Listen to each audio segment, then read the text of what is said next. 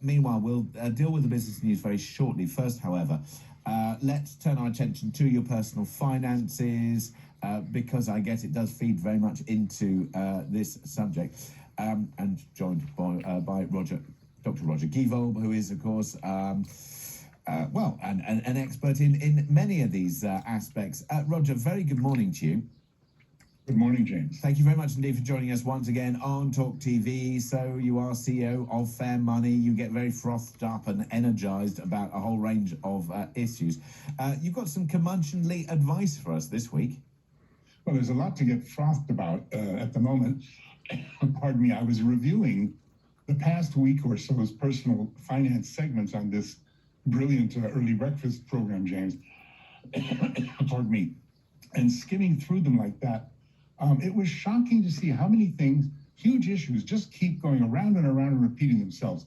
So if I may quickly list: cost of living, Ukraine, fuel, energy cost escalation, giant energy company profits, huge bank profits, VAT on fuel, increased national insurance, interest rate rises. I could go on and on and on. But the point is that the same darn things keep coming around again and again and again, and nothing concrete or positive seems to be getting done about them. But they're not going to go away, though, are they? Because, look, when you've got the cost of living crisis, you've got the discussion about it, you've got it's coming, you've got the bills, then the bills hit, then it hurts people's finances, and then the cost of living crisis gets worse because people ask for pay rises, they don't necessarily get them, but if they do get them, then the costs go up further, escalate, and then, of course, we are going to have a recurring conversation about fuel, about energy, about fuel, about heating costs, about eating, about the costs in supermarkets. All of this stuff is going to go round and round and round, and then the government needs more money. What do? They either borrow or they tax more. This is we're going to be talking about this for the next 2 years, Roger.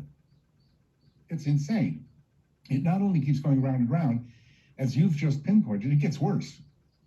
I mean, endless ministerial and cabinet meetings to discuss these things are reported, and papers issued, and all kinds of symposia and things, and nothing really happens. You keep pointing out initiatives that are taken where nothing has really been done. It's really just a sop, you say, and I think you're absolutely right.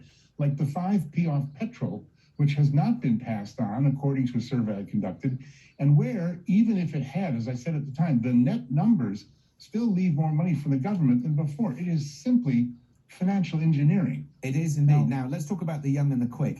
So, under 35s, this is about scams, isn't it? Yeah. Well, this is just an extraordinarily shocking piece of news. The newspapers and all kinds of media programs, as you know, are full of old people getting scammed, and it's on the rise, and it's up 70 for blah, blah, blah.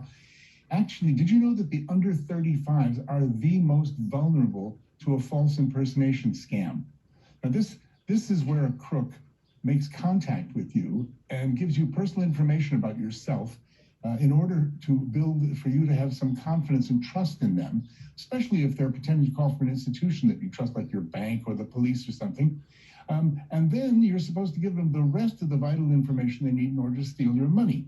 Now, in a recent survey by UK Finance, the government entity, they found that a large majority of under 35 demographic people felt that they were quite smart, very sharp, very tech, and could protect themselves. And yet at the same time, after a poll, this demographic showed that an unbelievable 73% of under 35s had either given money or personal information to complete crooks. Which just shows how careful you've got to be. Just very quickly, Roger, in closing, I know there are a lot of them, but everything's going south at once. There are headlines everywhere. Just pick out maybe one or two, perhaps, of those that we should be aware of. Yeah, absolutely. I mean, it's shocking to read them all. 1 in 4 households finding it difficult to pay bills. Average rent costs increase for the 6th consecutive quarter. Car loan applications increased to 3-year high despite surging costs. Personal insolvencies increased by 17.2%, James, and even in frugal Scotland, they have increased by 13%. There we go. Dr. Roger Gievolb, sorry to cut it short there, but so much to talk about. This is a subject that we will come back to again and again and again, the cost of living crisis. Dr. Roger Gievolb is CEO of Fair Money, talking about